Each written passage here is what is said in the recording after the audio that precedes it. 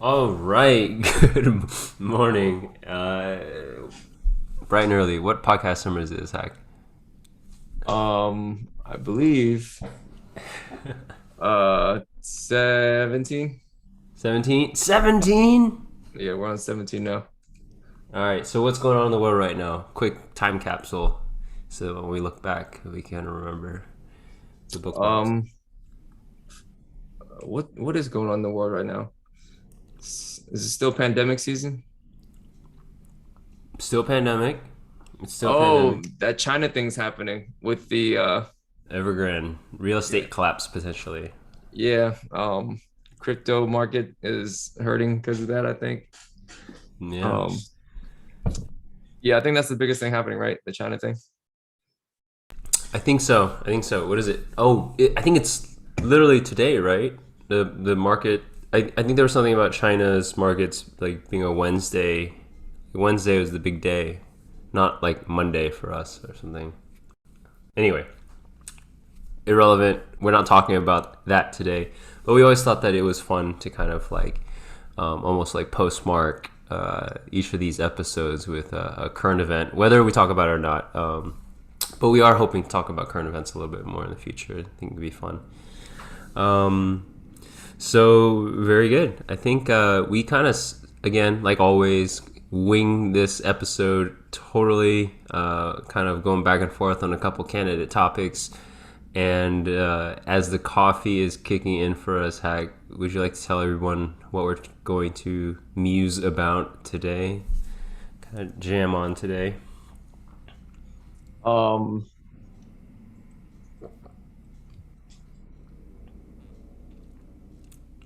yeah, so I think yesterday we were talking about what it's like to grow up as an Asian male in in our society, I guess in America. Um, and I was kind of talking back and forth with Steven about that.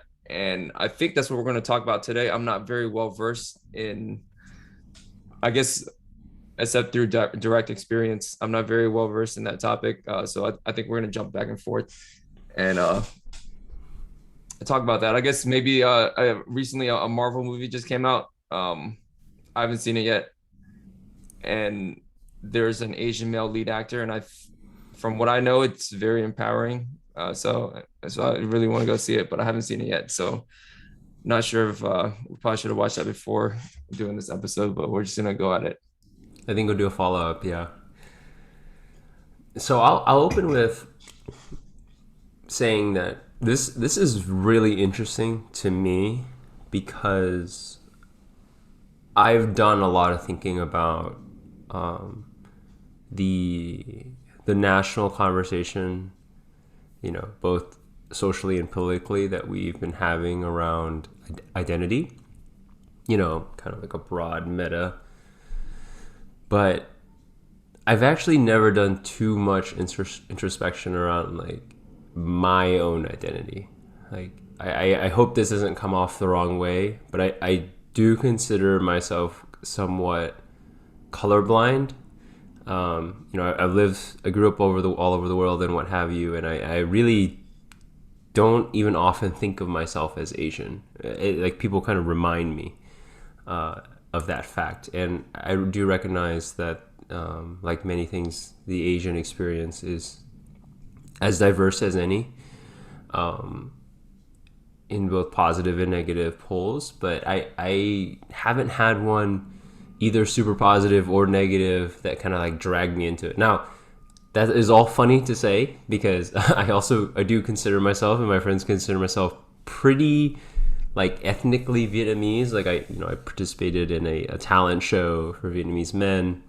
I speak Vietnamese. I go to Vietnam and speak Vietnamese like crazy. So it is kind of a funny backdrop to what I just said. But yeah, I kind of want to open with that. Like I don't really consider myself so much an Asian man.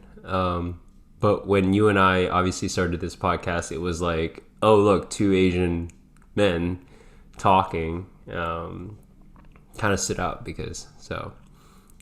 Any thoughts on that? Um, yeah, I guess I was just trying to talk about like when people look at you and see like an Asian dude, like what's the construct there? You know, what are the societal biases that they go into the situation with? I mean, obviously we grew up with these um I guess like biases or stereotypes like toward us. So sometimes it's hard to like spot them on our own just because you've been treated a certain way your entire life. Um, that it's interesting to kind of like take a step back and be like, huh, what's like the narrative here? What do we what's the veil that we're living almost under as an Asian male? And I think every race, every race and gender probably has a specific veil that they're living under based on how society in the area that they live in treats them because of it. Um, so the goal is to deconstruct that, but for the Asian male. I'm asking more questions than giving answers here. Yeah, so I would like let's deconstruct that, right? Like I mean, and I think the most authentic way to probably deconstruct it is as is vogue nowadays to say the word like lived experience, right? Like what it was your lived experience of being an Asian male, and to what degree do you think that like the way you were treated matches up against what we consider like the overall stereotype of Asian male, right? I mean, it's the projection, maybe like the bounce back between the projection and what you've experienced personally. Are there things, maybe, how about this? Are there things about your experience that you think are or have been surprising or maybe not as like conventional in the whole stereotype conversation?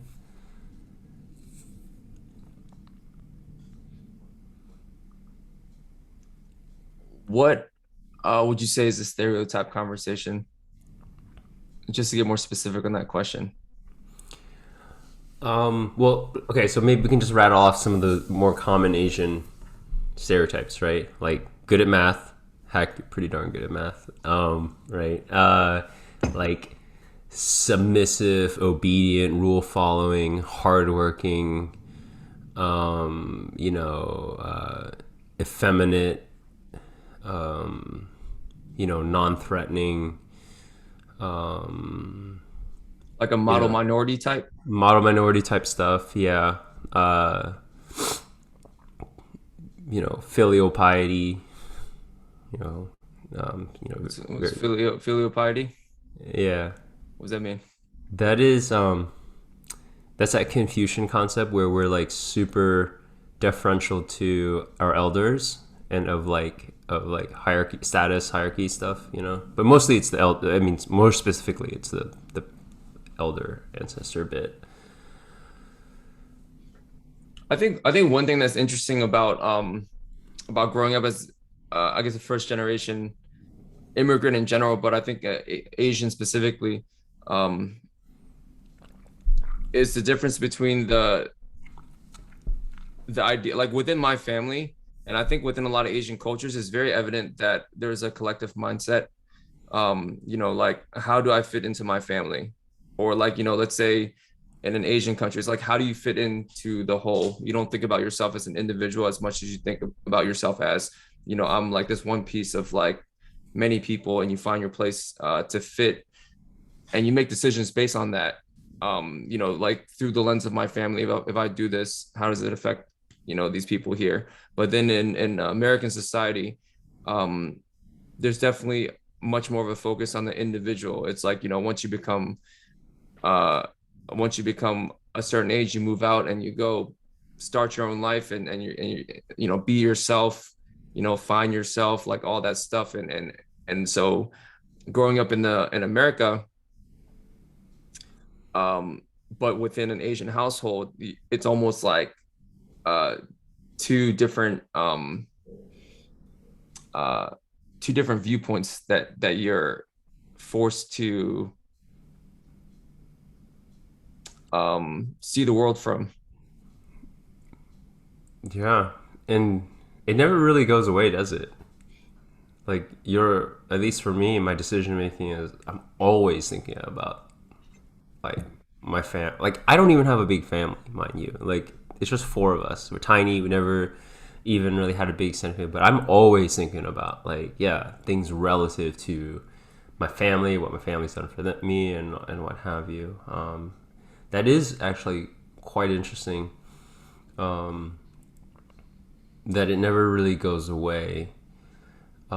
And you know, I'm just gonna throw this out there, like related or not, to see where it goes. But you know, I was just like right before this podcast, I was just reading 5 minutes, also some articles, and there was one line that was really interesting to me, which was that the median age of like U.S. born Americans right now is around 36, but for Asians, it's 19, and that was way younger than I thought it was gonna be, and it's interesting that one like stood out to me because as Vietnamese Americans, you know, we were some more the more late coming ethnic groups relative to the other Asians, like you know the East Asians, like Japanese, you know, Chinese, what have you. And I always thought that. So I thought that we are like the oldest of the youngest group, right? You know, like, but I remember in my old neighborhood, there was this Vietnamese family that lived on the corner of the street,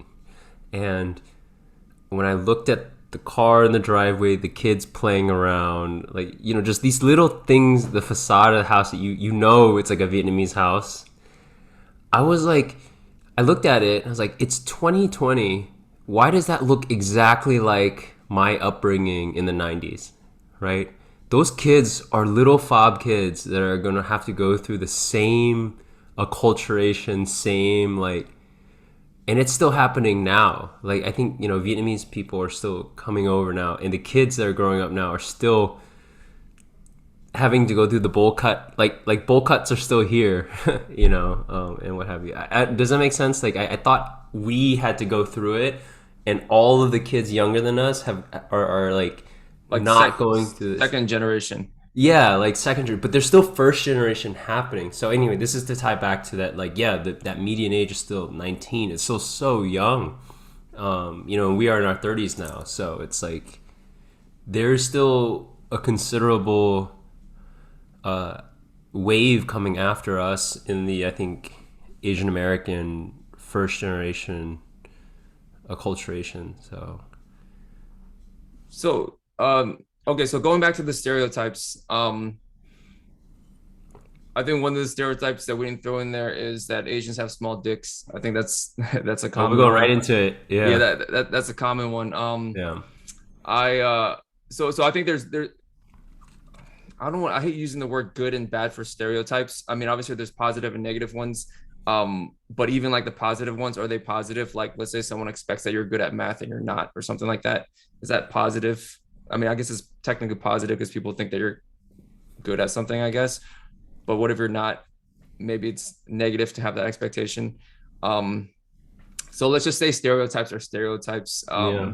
I mean, I've read about you know, black guys who are not good at sports and have like not mega dicks and they'd be like, "Oh shit, I can't," you know, like you Yeah, know, yeah, I think yeah, like the expectation there would mhm. be that hey, this dude could probably ball out or something like that. And let's say he, He I don't sucks. know, Yeah. yeah, doesn't play sports or something like that. Um, Expectations high, and then you have like a higher bar to reach or whatever. Um, so so going back to that, like I guess first I want to talk about what is a stereotype because I think that's relatively important to the discussion. Um, and I guess we won't talk about the small dick stereotype. I think that I don't know where that one came from. But I think stereotypes are just like these things that develop over time because your mind is like this pattern recognizing machine. And let's say it recognizes a pattern, then it develops like a stereotype. And the pattern can be like it could be like a pretty neutral, like it's not good or bad, it's just recognizes a pattern.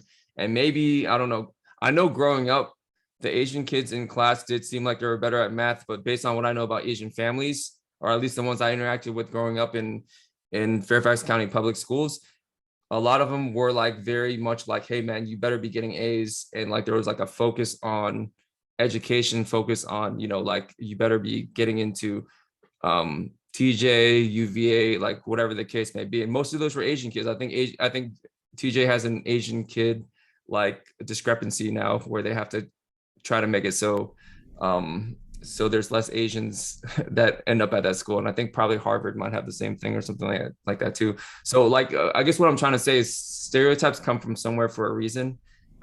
There's probably a pattern over time that's like persisted, and when your pattern recognizing machine picks up on it, it's like, oh wait, like um I guess I don't know if I'm gonna copy some guy's homework for math, it should probably be that Asian dude.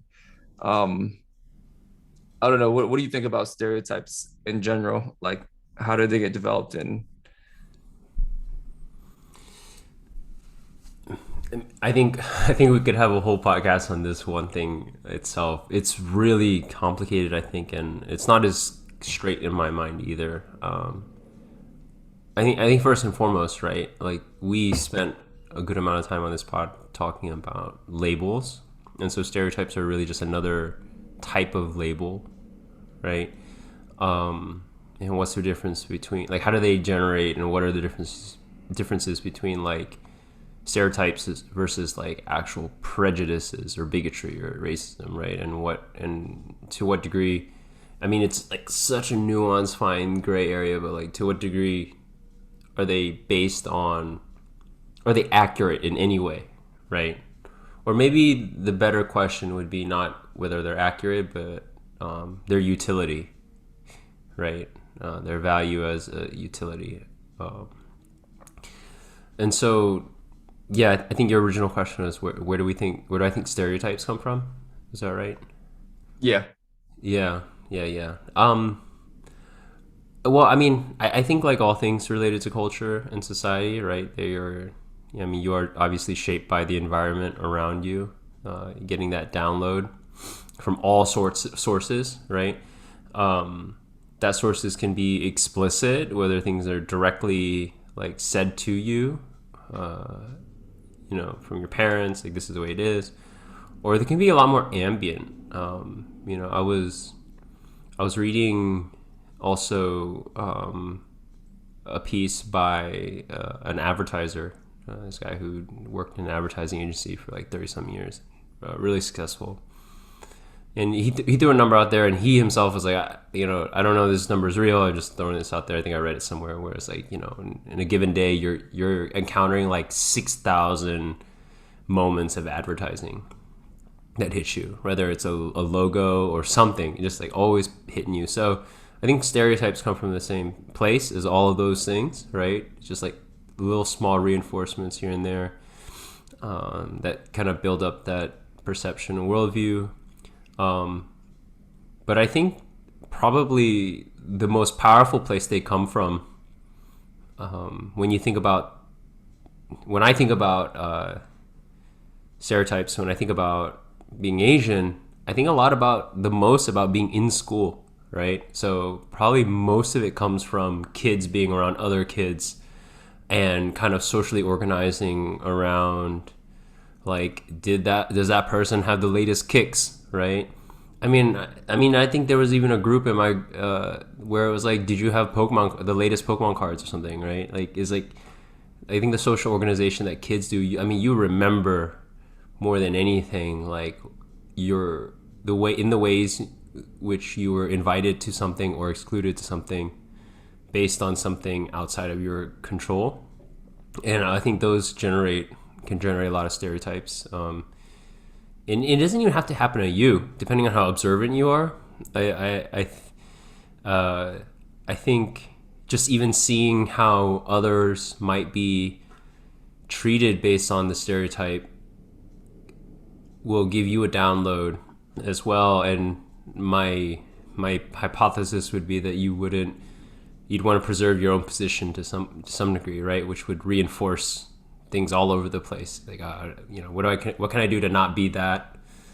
And I'll close it with this, and we don't have to pull on this thread.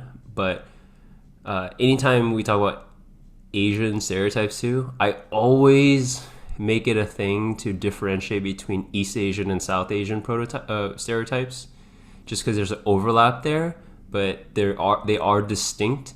And oftentimes when I've reflected on these stereotypes and thought about like the relative position or injustice that we go through as more, it's funny because we're southeast, right? Like Vietnamese southeast, so like it's funny, east, south, southeast, that like in many ways, like it's a privileged position compared to some of the things that the South Asian stereotypes are, right? So anyway, yeah, some thoughts there.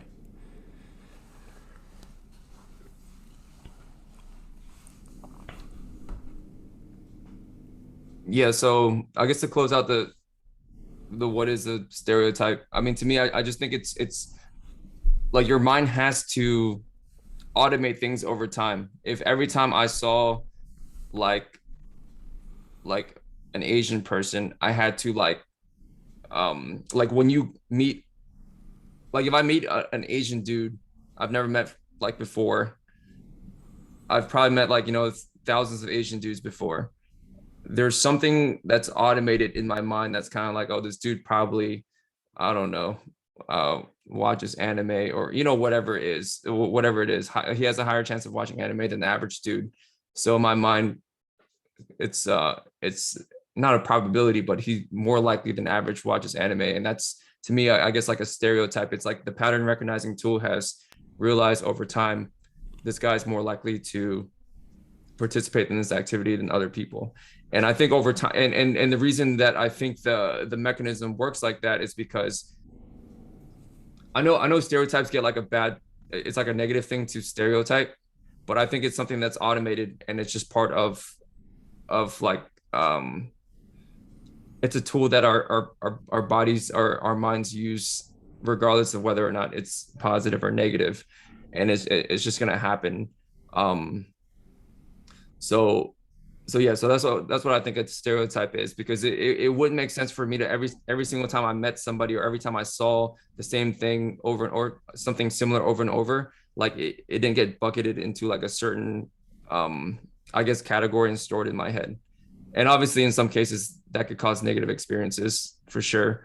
But for the individual, it's I think it would have been evolved out if there wasn't some net positive there too. Like I wouldn't have to like go through like a whole hour like trying to figure out this one situation, when I can just be like, oh yeah, I've seen this situation before. Obviously not consciously, but unconsciously bucket things and try to derive conclusions based on that. But like I said, I mean that there could be positive outcome from that, but also negative outcomes as well. Um, I guess to carry it back to the Asian male discussion,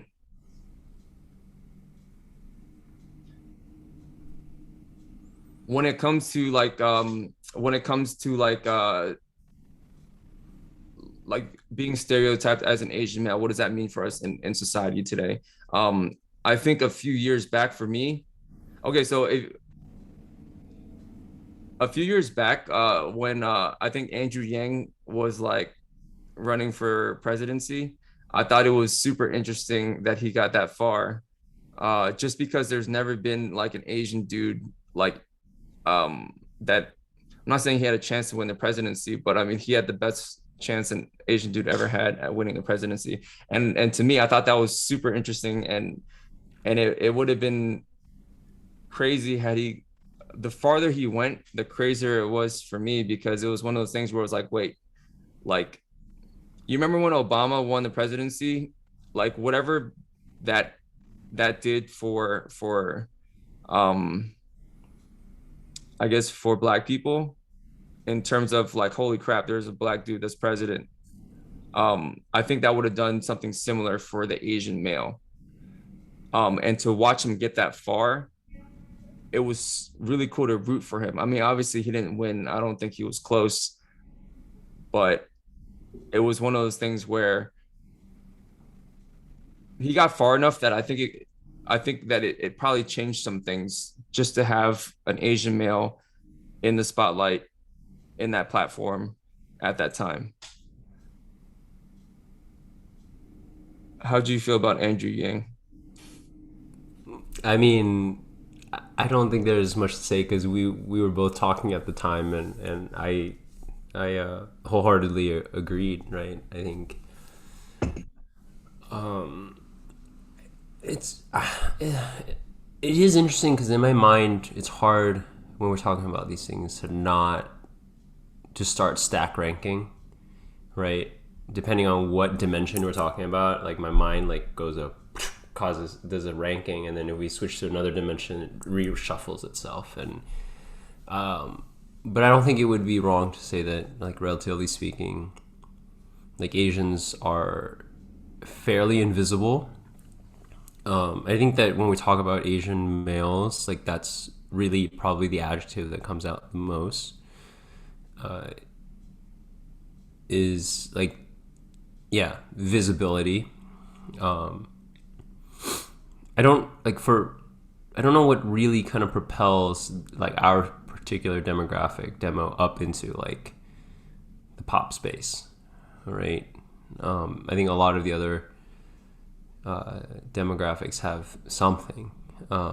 So yeah, I mean, seeing a guy like Andrew Yang go up there, who, yeah, he was good at math coming from the VC world, but it was like business, right? It was like American extroverted type business. It wasn't like number crunching math. It was like being able to see like sales value, and he was super well spoken. And he was representing the trucker demographic, right? He was trying to fight for that group. So I think, yeah, Andrew Yang, just by virtue of having pushed like that, definitely made it, an impression and an impact. Yeah, I think it would have changed the self-image of Asian males had he won by Hmm. like a significant margin. Imagine like had we grown up in a society where there was an Asian dude that was like a president. Like if I was like, I don't know, in elementary school and this Asian dude just became president. Because I don't think there's a lot of role models or like Asian male figures that are um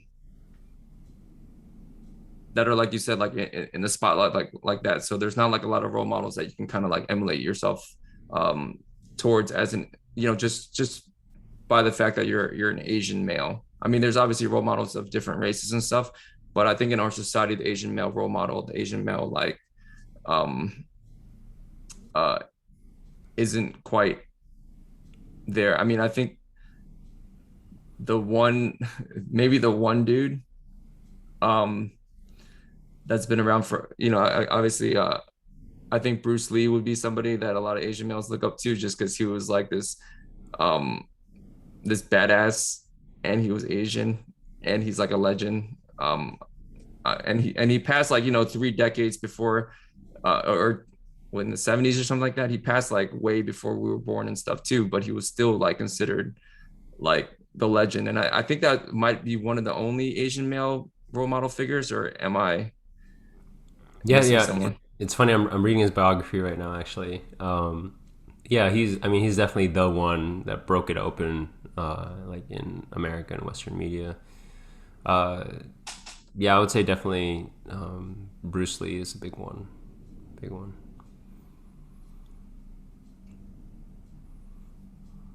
I remember growing up, Dat Nguyen too. He played for the Cowboys. Oh That, yeah. like, yeah, that always got to me. I was like, what? A Vietnamese like not even just Asian, but a Vietnamese person with my funky last name, like, playing in the NFL. Like the NFL is like, come on, like NFL is like quintessential American, like machismo and excellence, right? Like in terms Mm-hmm. of masculinity, like obviously NFL, I think it's kind of morphing, but like football is up there. So Yeah, yeah. I mean, so I mean, just rattling off some of those figureheads, right? Like Bruce Lee for sure. Especially now that I've been reading a little bit more of his biography. Um, and what is interesting though, within only the past like couple years, is BTS. I've not been really been following that except for just as a, but that speaks to it, right? That speaks to the fact that like I'm not even really tuned in to this crazy BTS phenomenon, this K-pop. I used to be really into K-pop, so I'm pretty like well like familiar with the area, but I stopped and then I saw BTS just like take over, and they are super effeminate. I don't know if BTS themselves are this young, but most of the K-pop groups are like under 20 years old or just around there, so they're extremely young. So that was an interesting one to see as well. But yeah, it's I think it's definitely changing. We are definitely kind of like at some sort of inflection. Us being 32, we have our own relative positioning in that whole matrix. Yeah, I'll just pretend like I'm 32 as well. Um, 30s, as long as there's a three in front of that number. yeah, for a Yeah, few more years, right? yeah. Yeah, the BTS thing. I mean, BTS is obviously huge. It's like a worldwide phenomenon. I'm not as caught up on it either. Obviously, I don't think we're the target market. But because it's such a global thing, um, like obviously I'm familiar with some like the mainstream songs that they put out. But yeah, that's like a completely different like image that was never there when we were growing up. I yeah, I wouldn't I can even imagine that 15 years ago or something like that. Um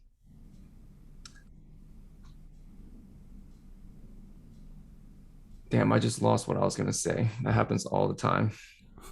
Yeah, I don't feel super equipped to talk about this Asian male thing, even though I'm an Asian male. Is that weird? Is that something? No, no, that is something. That is a data point, and that's kind of what I was talking to you about. How earlier when I said I'd never really considered myself an Asian male until you know things started reminding me of it.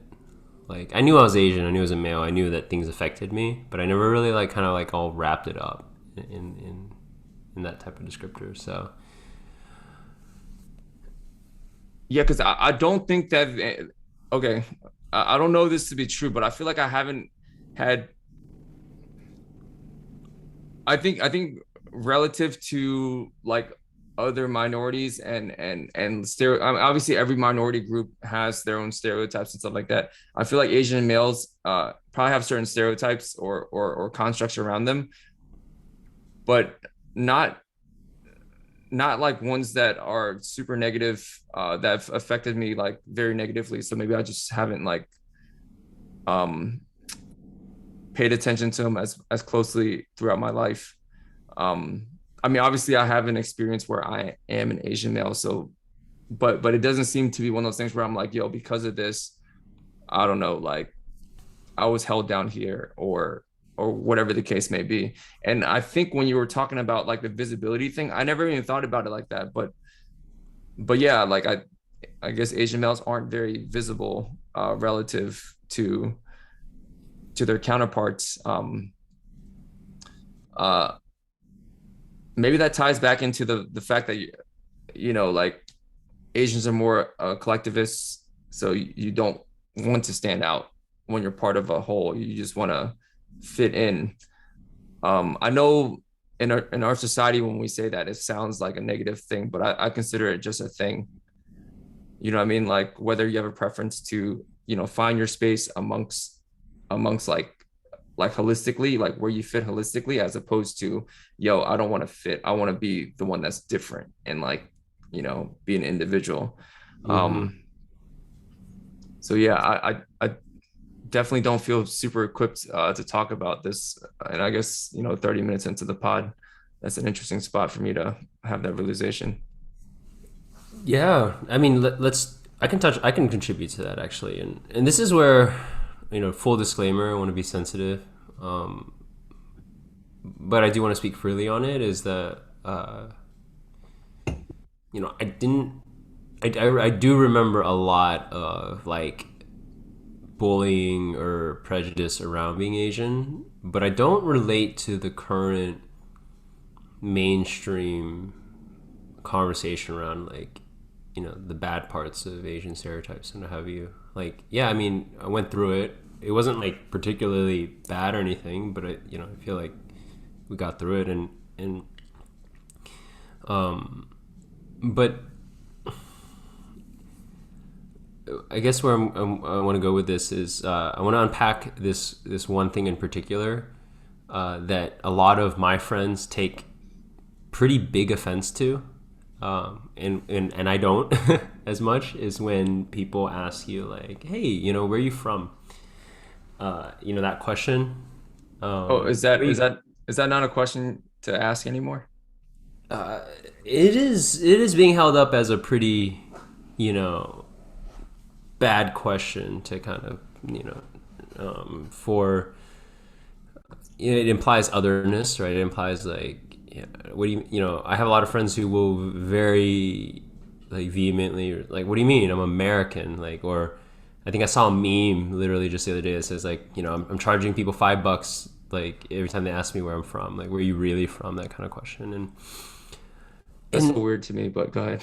yeah, yeah, and yeah, I just never really thought much of it. uh I would, I understood that people were, in, you start broad, like whenever you meet somebody, right? You're gonna start broadly. You're gonna feel things out. You're gonna probe a little bit, and uh, that just so happens to be one of those things that people probe about it. And I guess I never had really a big issue about it, and I will acknowledge my privilege here in that I speak perfect American English and what have you. I don't have much things that, at the end of the day, like separate me from being an American. It's pretty obvious, like once we just start talking. But uh, yeah, I kind of lost my thread on that too. But I think it is interesting because there's also a mapping towards like I think your personal predispositions, like I, for example, am fairly individualistic and like trying to find my own style and being unique and standing out, right? Like I hate blending in with a group, and so it was like I actually enjoyed being different, right? I enjoyed having a separate identity, and yeah, like people never could pronounce my last name, and it made like things harder, like classes and substitute teachers and assemblies, and yeah, my name would get butchered. People make fun of my last name, Nguyen, right? But I don't know, it wasn't that big of a deal for me. But in contrast, I remember talking to a couple friends who have ethnic first names, which is much harder. Don't get me wrong, my first name's Steven, so it's nice and easy. And they were just like, I would never name my kid like a non-American English first name. Like that was awful experience for me. Like I hated it. I hated it so much. Like I mean, with that degree of strength, right? Which is interesting to me because I also have you and your family, your four other siblings, all have Vietnamese names too. And I was, maybe I'll just like kind of ask you how you feel about yeah, having that name growing up too. Your name is everything. You talk about labels. That's the primary label, right? Um, so actually, very recently at a wedding, like maybe 2 months ago, it was after everyone had already like kind of gone to sleep, and there was like still like I guess like the stragglers that were still like sipping on wine, sitting around, just having that late night conversation, like after everyone's already like, feeling good, partying and stuff like that. But I guess we still wanted more conversation before going to bed, and it was me and I think like four other people. And it just so happened that four of us had ethnic names. And I don't even know where the conversation came out with, but I think I asked, hey, what was it like growing up with that name? You know what I mean? And the one guy's name was Andrew, but then everyone else's name was like, um, something like this one guy's name was Sasan or something like that. But then people would call him Susan to make fun of him. And I think this other girl, her name was uh, um, Misael or something like that, but people will call her like Machete and just stuff like that, right? And Hmm. and and it was I think I probably butchered her name too, honestly. So probably my bad. And obviously my name is Hack. And then it was crazy because like I think they were ready to go to sleep, but as soon as I asked that question, like everyone like woke up and Andrew was almost like uh I mean, I think it was super interesting to Andrew because he's a Vietnamese kid growing up in America, but he had never had to experience that. Um, I think I forget his last name. It's probably like Tran or something like that. So he never had to experience like going through that type of um, negative experience. Um, but we talked for like at least an hour just about our first names and what we went through and how when the substitute comes in, like when they're doing roll call, like first day of school, teacher obviously like it gets down to the D's, and then I'm just like waiting for the teacher to Yeah. like try to pronounce my name and obviously get it wrong, and then everyone's like, haha, the teacher mispronounced your name or whatever. And then that happens, but then every time a substitute comes in and they're going down the roll call and then they pause right before your freaking name, and you're just like, shit. um, yeah, I definitely grew up thinking like, man, why did my parents name me Hack? Like that definitely did not do me any favors growing up. I think looking back on it, having a unique name, um, even catching on the flag for it, I think for myself personally, it's it's been a net positive. I think it's definitely made my skin a lot thicker. I think I don't get offended as easily. Um, I think that when it comes to like nowadays with like Google and stuff like that, I do think it's a question that you kind of have to ask yourself as a parent. Do you want to name your kid something that's Googleable, or do you want to name them something where they can kind of like because I feel like for you, right, Stephen Nguyen, like if you didn't want to be searched, you probably don't have to be searched because you'd have to do some stuff to get that SEO to kind of appear at the top. But for me, like if someone types in Hack, dang, there's not that many of us around. So whatever I've done up to this point in my life is gonna pop up, to that first page of Google, and then people can find me. And whether that's a net positive or a net negative, I think that's a decision point, in the modern digital world today as well. But I guess going back to that, my experience growing up was one thing that's interesting is like obviously um there's like certain there's a you probably had it. Okay, so like let's say with bullying, you probably get bullied for being Asian just in general. People might, I don't know, um be like, yo, ching chong, like, oh, your family's Chinese or some shit, or I don't know, you eat dog, or I mean, what else did they say? Small dick thing. um I like it's really interesting to me because like probably by the time you're in third or fourth grade, you've probably heard like 90% of those comments. And like I guess like the people that tend to be making like racist comments as like a dig at people generally have low IQ, so they so their comments don't evolve over time. So you hear the same shit in fourth grade as you probably hear 90% of everything that you'll hear will not evolve past that point. Like if you hear a new insult by the time you're like in 12th grade, it's kind of like, oh, that dude was original. Yeah. I think when it comes to names, it's like that too. So it's kind of like you hear the same shit about your name. Um, when you're in elementary school, you're not as equipped to deal with it though. So I think the questions you ask is more so, hey, like, why did my parents name me this? Um, like didn't they think it through? Like didn't they think that when I come to school and people mispronounce my name, or people like it kind of paints a target on your back. But I think over time that target makes you have thicker skin, and you realize, hey, like it's not, it's, I mean, I really like having my name now. but I had to go through some shit to like it. Let's just put it that way.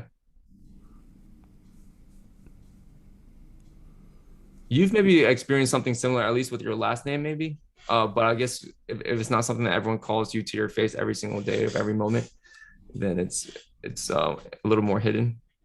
Yeah, yeah, yeah. I definitely experienced it with my last name.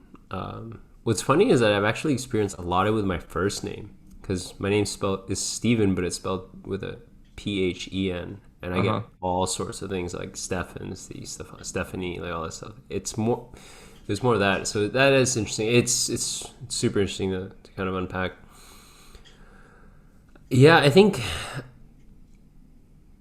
um, it's tough right now, and this is where the whole national conversation around this stuff is is hard for me to kind of participate in because no matter how you, I mean, there's validity in so much of this conversation. Like, there's real racism, right? For example, like seeing a certain name on a resume and whether or not they're going to get a call back, right? And the prejudices that come from not even knowing the person, but just seeing a name. Um, but to your point, like if it's it, I think if you like all things in life, right? Like life is going to serve up things that can crush you, like are trying to take you out. And some of those things can be really big, like they can take you out right at the knees, right? Like really cripple you. But if you can overcome it and grow past it, there is something more like on the other side, and there's no right answer around it. But I do feel personally that for every quote unquote bad thing, it can be a good thing.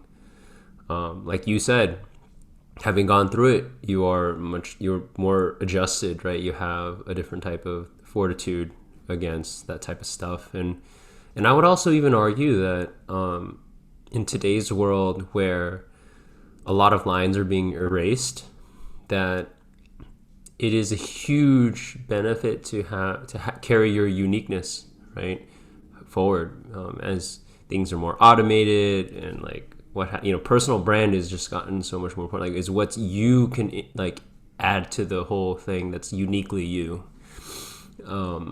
because everything else is commoditized. You know, everything is already there. So and I think this podcast is kind of a little bit of a meta experiment and exactly that. Like, what is the unique thing between us that we can throw out there? So, I'm more individualistic. I care more about uniqueness. You know, tattoos, Muay Thai. You know, all that kind of stuff. So, I think that for my future children, as a parent, I will probably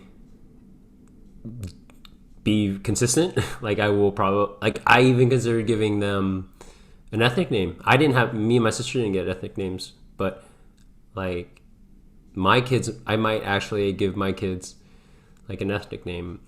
Um, yeah, just because it's part of my value system. I do feel like I was lucky though. I've always grown up with a family that was there to kind of support me and stuff like that. But obviously, you still have to go through the, I guess, like the battles at school, where Mm-hmm. people are making fun of your name, and sometimes when you're going through it, there's no one there to help you. Like, you don't go home and tell your mom and dad, hey, like, they're making fun of my name, and your mom and dad does something about it. I mean, what the hell are they gonna do? You know what I mean? Like, if anything, if they did anything, it'd probably make it even worse. Um, so a lot of times you do have to fight those battles uh, yourself. But I think for me, I was probably lucky that I had a family to kind of fall back on to always kind of know that regardless. I mean, obviously, I'm speaking, as an adult now. I'm sure I probably didn't think this like going through like, like the little battles that I had at school over my name.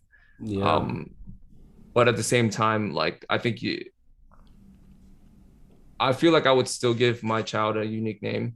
Um, and possibly because of what I went through, be able to at least, keep an ear out for anything that might come from that I could support with. But I don't think it hurt to have a unique name. I think it's helpful for myself. But I don't think that's the experience for it wouldn't surprise me if like a lot of people like came out the other side and was like, yeah, I can't believe they gave me this name, Yeah, and they yeah, never came around to it. So um, it just depends on your mindset around it and the environment that you were brought up in, and how much support you have, I think. yeah, yeah. Yeah. It's yeah, no, 100%. But what's interesting to me, and I'm thinking of a friend here that I'm gonna bring up in just a second.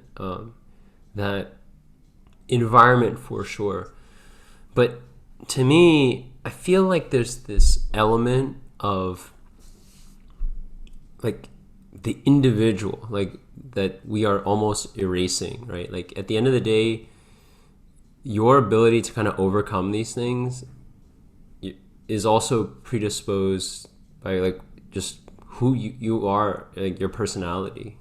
Whether or not, like, yes, you if you have the support of your family or friends, it can help you, but I think it's just still a lottery, right? 100 kids with ethnic names, like X% of them are going to come out of it worse. Some X% are going to come out of it neutral. X% are coming out even better, having gone through that. And I think we can't like forget that. And so, an example that I want to bring up, and we're jumping a little bit to a different attribute, but one stereotype we didn't talk about for Asian males is height, which is actually one of the most challenging ones for any man, any sort of man to deal with. Right? I think height is probably the biggest one. It's got to be. Like, I can't think of anything bigger than height. And Asians, there are stereotypes being shorter. And so I have this one friend in particular who is probably the shortest guy I know.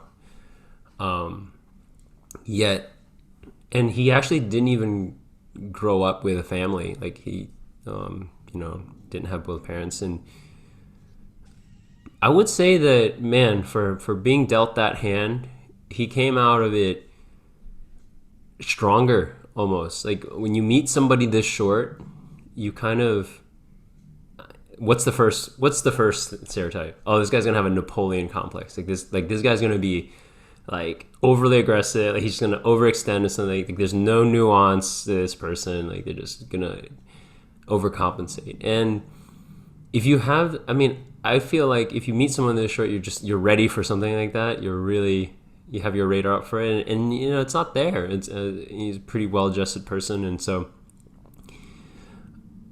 and I can't say that even I would have come out well adjusted.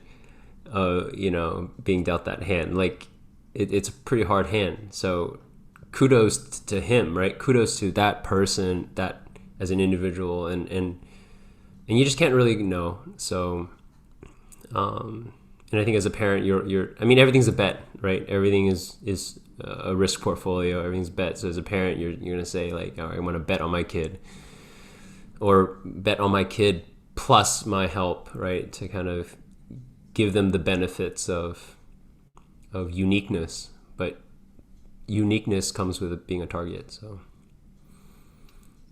Like that uniqueness comes with being a target. That's why, as an Asian male, I would like to blend in. yeah. Like I don't know. There's an idiom somewhere like the tallest thing gets cut off or something. I don't know. Yeah, for sure. So The tallest thing gets cut off. yeah. Um, but yeah, I mean it's a cultural thing too. I'm sure, right? Like in America, we value extroversion, right? We value all those, which again, another counter stereotype is that Asians are not extroverted. We value uniqueness, individuality, versus being deferential and fitting in. It's just the fact that we're talking about Asian stereotypes, like the South Park episode popped into my head, the one where they were like the Japanese people were killing whales or something. Yeah, Yeah, I don't know why I didn't think of that before when we started talking about like, Asian stereotypes, but it literally just popped in my head. It's kind of funny. Um, I don't know. I never, and the thing, it's weird because like I feel like I've never gotten offended very easily, even growing up. like, even like when some kids, like, being overtly racist. um I was always kind of like, oh, like, cool. You know what I mean? Like, it's not like I haven't heard this joke before. um I think obviously, um I don't want to downplay it, because obviously that can go down a road where it becomes, not just mentally harming but physically harming. Luckily for me, it was never mentally harming, and it rarely got to a point where um where it was physically harming. Um, but I think that's why maybe I'm dismissing it more than I should, just because it didn't affect me, and I'm sure it probably affects other people more to have to deal with that. I heard a friend use the term microaggression Mm-hmm. the other day, and then when you're talking about microaggressions, like, to me, I'm just like, I mean, whoa, I never thought anything of microaggressions, but I think, like, when people start talking about it and they're like, yo, microaggressions are this because it implies this, then I'm like, yeah, I get it. But it's like a jump from, it's not A, B, C, D. It's kind of like A to D. So it doesn't compute as easily for me. There's not a direct, like, connection there. But I don't want to be someone that downplays it either, because maybe not all microaggressions are the same, or at least the ones I've experienced, I feel like haven't had that much of a negative effect for me. It's like when you're saying something like, hey, I have some friends that don't think you should ask, where are you from? I personally think that that's kind of silly, but you know, maybe that's why I don't have a lot of friends. I don't know. You know what I mean, right? Like, for me, like that's almost like the first question, that not the first question, but one of the first questions I would ask if I was trying to make a friend, because of, understanding the context of how someone got to where they are, I think is important to that conversation of and building like a connection and stuff. But if I were to say that, I wouldn't have any ill intent behind it. But then the person's taking it as if, like, it's like this question that I'm asking to offend them, which I think it's kind of silly. Um, I don't know if that makes any sense. Like, It makes perfect sense. It makes perfect sense. So, uh, a couple of initial reactions to that. I think that the challenge of walking through what I essentially consider a minefield of in the current conversation. Like, you don't want to trigger a mine and explode, and there's mines everywhere. But I think a part of it is kind of conflating the process that happens when you examine things like this, like in therapy, right? Like yes, you and I are certainly privileged, and privilege comes into play when you know uh, you don't want to invalidate someone's experience just because it didn't happen to you. And so when you look at the sequence of things, usually when someone shares an experience, right, or shares a concern or something, like the first thing to do, make sure that you absolutely do, whether you're talking to a friend or your partner or whatever, a colleague, is to validate it. Right? Like, people are looking for that validation first and foremost. And I think that's where people get it wrong to start. They invalidate it because they jump between from invalidating to like exploring it to the solution part, which I think the solution part is still valid, right? It's the so what to all of this, right? Like, okay, so someone said this to you, just called you a chink, whatever, right? Like, there is the, yeah, they called you a chink and it hurt you. And then the, what does that all mean? Why does it hurt you and should it hurt you? And then the three, like, it's the so what we're going to do about it. And so I think those three stages, people kind of just like muck all around. And so that's why offense comes, because between the speaker and the listener, they're not aligned on like what stage it is. And I think for people like you and me, the so what is like very obvious. It's fast. Step three, solve for it, right? Like, yeah, someone said something bad to me. We kind of skip the it affected me kind of thing. But so yeah, that's my thinking there. And I want to jump into a kind of a humorous anecdote that I from a friend, but I don't know if that's going to like pull us away too much. Go ahead, man. But so is a humorous anecdote I heard from a friend where is a couple, and the girl is Chinese and the guy is Indian, and when the girl's family hosted the boyfriend who's Indian over for dinner, the mom like looked up like traditional Indian dishes from that region and tried to make like this fish dish or something. And the Indian guy is like American. He just eats pizza and burgers. So he was like, what is this, you know? And I thought it was really funny because it's like you just take the white person out of the equation and you just put two like it you can kind of look at it in a different way because I've heard this story many times too, and it's funny because it's like how offended. Like I do know that there are certain groups out there that would be like, what the heck? Like you're assuming all these things from me, but then in this context, though, it's like endearing. It's like, oh my god, like like this was a cultural appreciative moment, even if it didn't hit the mark. It's something. Yet, if you extrapolate it out, a lot of things are just people trying to like you know, and if they don't hit the mark, that's like whatever. You like laugh it off. Me having an Asian mom, I can see my mom doing some shit like that. And Yeah. I would probably just be like, like imagine if I ever like brought home an Indian girl and she like made her like some fucking Curry. like yeah, like some curry or some shit, like Yeah. here, feel at home. And you know what I Yeah. mean? And the thing is like because I have an Asian mom and I know she would, I'm not saying she would do exactly that, but she would do something like that and kind of like be out of the loop on why that could be offensive. Yeah.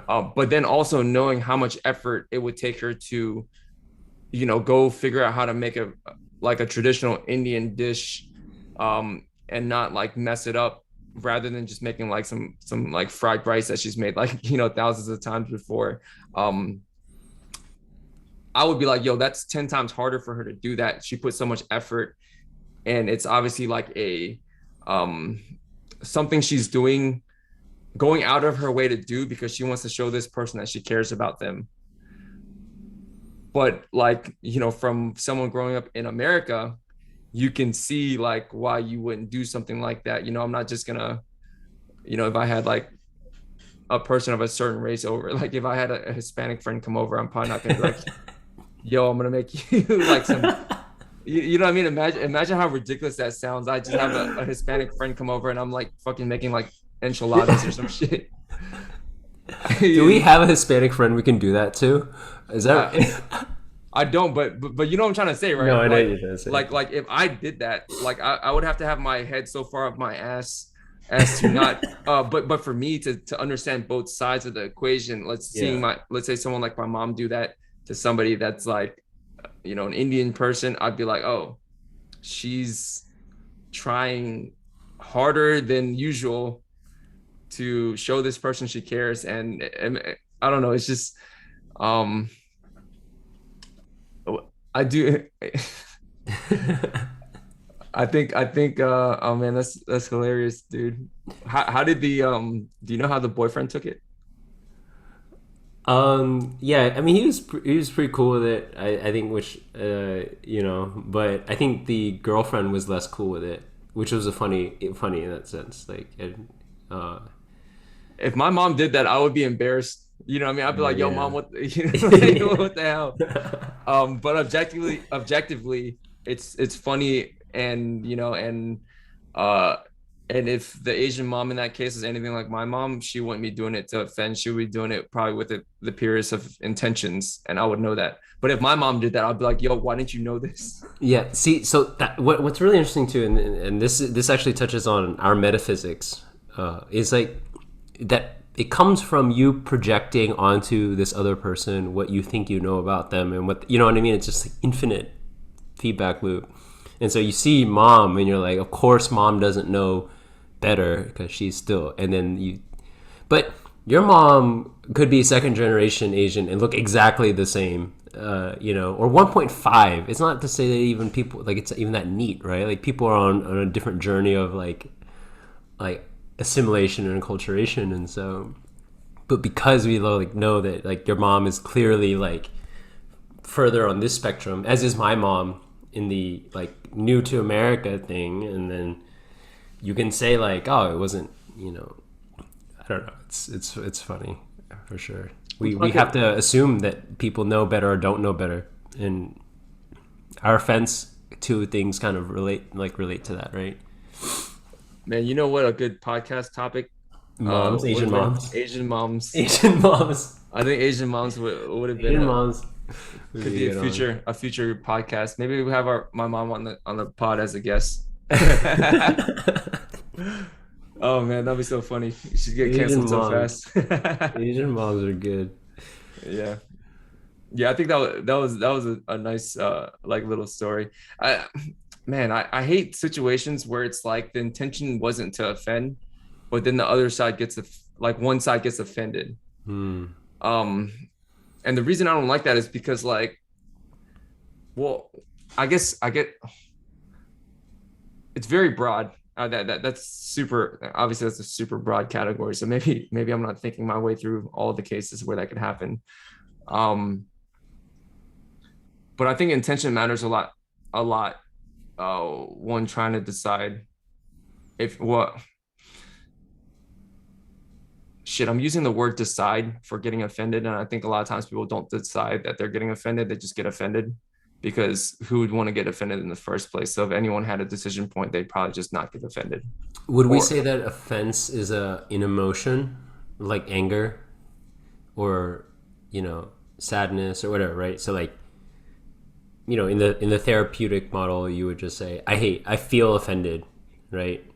I obviously can develop a response to it, but like the feeling is just, hey, I'm offended. um, yeah, I think you can place that label on that as an emotion. I'm trying to think if when you get offended, is it the same physical sensations? It's probably somewhat similar in most cases. Like, can you get offended at something but be sad about it versus get offended at something and be angry at it versus getting offended at something and be kind of like, oh, I mean, that's offensive, but like, I don't care. Deep question, very deep line of questioning. I almost even think that sadness and anger are pretty close to each other Hmm. when I think about it. Yeah, because sometimes, like, I think sometimes when someone says something offensive, I'm like, oh, that's offensive, and I just like keep walking. Like Mm. um, I, I don't know how I ended up here, but I was at a Vanilla Ice concert in Buffalo, New York, this past week, and it was like Vanilla Ice, and then Bobby Brown was like the opener or some shit Uh-huh. like that, and so I went to this concert, and Buffalo. So it was at a casino, Seneca Resorts, if anyone's interested. And it was an outdoor like concert. And you imagine the crowd. I've never been to Buffalo. I didn't know the demographic, the crowd. Um, but Bobby Brown, like you imagine like 90s R&B, like the type of crowd that would draw. Yeah. It's like it's probably like I don't know, like 50-year-old like black people was like the average person that was at this, and you know, plus or minus a few years. And then Yeah. here, you know, I come in as an Asian. I'm probably the only Asian person I see the entire day in Yeah. Buffalo, New York. So I'm getting my ticket scanned and I'm like coming through the line, and then some security lady that was working there, she's probably I don't know, probably in her 30s, this black woman. After I scan my security line, after I get my ticket scan, I walk through, they pat me down, I'm walking through, and the security lady's probably like 10 or 15 feet away from me. And she was like, oh shit, Bruce Lee coming through. And then I was like, and obviously I'm the only Asian dude there, so she's obviously talking about me.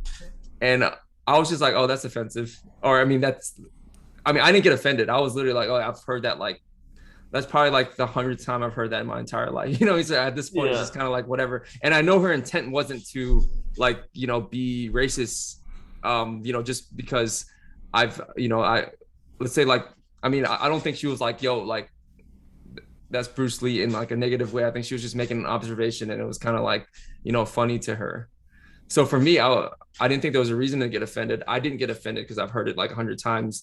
And I also look, you know, obviously her intent wasn't like the tone of her voice wasn't uh like a hey fuck you like tone. It was more like, oh, I'm making a funny observation and hopefully some of my peers laugh or some shit.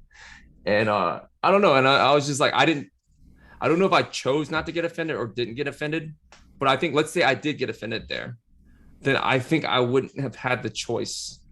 It's not a decision point. You know what I'm trying to say? It's not something that I would have been, because I feel like I would Yeah. always choose not to get offended Yeah.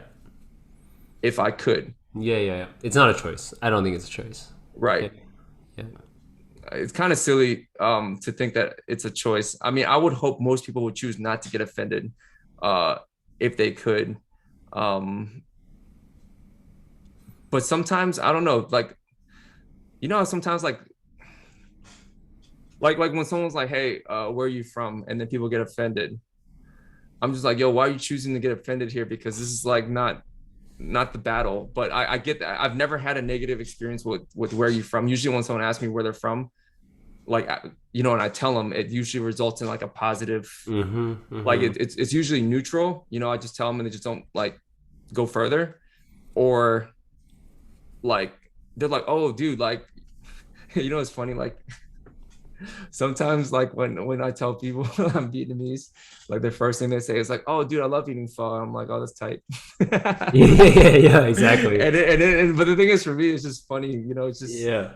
what I mean, it's not a for me. That's like a neutral to slightly possibly positive response. Just because I know this person, I guess, eats food from my culture, but Yeah. Yeah. it's Yeah. such a funny thing to say after that. I'll get that like I don't want to. It probably happens enough for me to notice it. I think it happens to every Vietnamese person. Like, Or any you know. ethnic, it's like, hey, where are you from? India. Oh, dude, I love curry. Yeah. Yeah. Yeah. Exactly. I, Yeah. oh my god, dude. But I mean, yeah, I personally don't take an offense to that. I mean, I love the spread of food. I love fruit as a gateway, and I love that it's so easy for them to latch onto it. Like, because it makes them feel more comfortable, Because here's my thing, right? I think that, okay, I'm going to be maybe provocative here. Like, white people actually have it really hard because they're like anxious all the time, because they don't have anything like that. Like, I'm 17% German and 13% Irish, and my family came here like, X amount of generations ago. And so it's like, it's cool. Like, we give them something nice and easy to like get rid of that anxiety. They're just like, oh, cool. Like, I eat pho. And like, now they're like chilled out a little bit more instead of being like, oh my God, what do I say to this like Asian person? Yeah, I think I Um, I agree with you. White people do have it pretty hard. Yeah, right. And I think that's kind of why. Yeah, I don't think. I think it's good that we're having conversations on identity, but I think we have been also forcing white people into a bit of an uncomfortable situation, which is why you have a little bit of the white nationalism coming back up. So, Yeah. oh man, I had this one thing I wanted to talk about. That was pretty funny too, as well. Uh, but I lost it. So, Okay. alas, we move Let's on. let's at least continue Oh, for. I was gonna say, I was Go. in North Carolina, in Asheville, and I did a comedy bus tour, which highly recommended. I think, God, it was so funny. It was really funny, and context matters, right? Like, this is a deep concept in comedy too. Like what's actually like off limits in comedy, and people would argue that nothing is off limits in comedy. Comedy is a vehicle for like a lot of like deep social commentary. But yeah, the tour guide, at one point she like came up to me, and she like put the microphone in my face. She's like, we're doing a link back here. She's like, Mr. Yang, I'm so sorry for your loss. And I cracked up. Everyone started laughing, and I started laughing. I started playing into it. It's so funny, and That's so it pretty was funny. really relevant. Like, at what point could someone come up to me and make a joke instead of Bruce Lee? Like, oh, Bruce Lee. You know what I mean? It's like the next thing you grab is to link me to Andrew Yang, right? And say sorry for losing the election. So It's like our only other Asian role model. yeah, right. But it's good. It's funny. It's good humor. So Yeah, I think, man. Okay, so going back to being offended, I think Yeah. people don't choose to be offended. I think you just get a Mm-hmm. like Based on your someone said, history. yeah, Yeah. something happens and then you just get offended. Obviously, a lot of times traumatic shit happens around certain things, like maybe when somebody was like in fourth grade, they got bullied and some guy kept calling him Bruce Lee and beating his ass or some shit. Mm-hmm. And so when someone says that, it's like a triggering event. And look, obviously we're probably privileged in the sense that maybe we've never had that. So when someone says that, it doesn't cause a reaction in me. So maybe there's a lot of stuff around that, like someone's history, someone's past, someone's like experiences, and so those are, I don't know, perhaps like I don't want to dismiss the fact that I don't get offended at as easily at certain things, and like you could just like choose not to. Well, first of all, I No. said you don't have a choice, um but I don't want to pretend like people that don't have a choice like pick to not have a choice, if that makes any sense. I don't think that's what you meant, first of all, right? I think that it's important to know that there's always a space between stimulus and response. Always a space, right? Right? That space could be a hairline depending on your trauma and your background, but the space is still there. And yeah, for a lot of these people, unfortunately, that space is a hairline. So that stimulus and response are essentially the same thing. But so but you don't ever choose the stimulus. The stimulus is being offended. Well, I mean, the stimulus is obviously the offending comment. The secondary stimulus is your body you get offended. You can't control that. So yeah, I don't think you meant that, but you do have a choice on the response, like immediately after being offended, like just right after being offended. And it takes work, right? That's what inner work is, to kind of widen that gap. You have a little bit more breathing room so that you can quote unquote choose to not be offended. You know, it dissipates, right? Like every other emotion, like things still anger me. I can choose to not be angry. No, I mean, I'm still getting angry. It's just that it lasts either 3 seconds and dissolves, 2 seconds and dissolve, 1 second dissolve, or and I would actually probably no, even gurus, even the biggest masters in that work, they talk about this. They still get angry. They still even express anger. It's a big common misconception that like enlightened guru type folks don't like yell. I think even one of these earlier podcasts I talked about the Alan Watts quote of like, the Zen master yelling so loud that even the whole room shakes. Like, it's so yeah. Choose not to be offended. Yeah, getting But offended, yeah. getting offended is pretty interesting because it's just like decibels coming out of my mouth, and it's like somebody's like inner state is manipulated based on like these decibels, but it's almost like a Yeah. magical spell that you have over someone. You It could just is. you could just like decibels, and then like their heart starts beating faster and they start sweating and they want to fight you. Yeah. Oh Oh, if man. only, yeah, the world could be so detached and disassociated from those. Because you're right. Man, it's as real as anything, right? It's an existential threat. And I think that for a lot of these folks who have experienced a lot of that trauma, and see the world in that way. Oh, we'll have to wrap it up in a little bit. Yeah, Yeah, yeah, but we should wrap. Go ahead, you yeah, finish let's your wrap. thought and we'll wrap. Yeah, I think I think the spell comment is a good one, right? Because like because the world has been changing you and affecting you so unwillingly, um, that you feel like you need to kind of do this, like, I don't know, cast your own counter spell almost, right? And you're so yeah, good talk. I think we should wrap it for today. Yeah, let's wrap it. Started off a little bumpy for me because I don't think I was prepared for the Asian masculinity talk, Yeah. because I was kind of like, well, I guess I'm Asian male, so I could just show up to this thing and talk about it. But then there was like so many different places to take it. Yeah, I was yeah, like, yeah. fuck. All right, I'm gonna stop recording.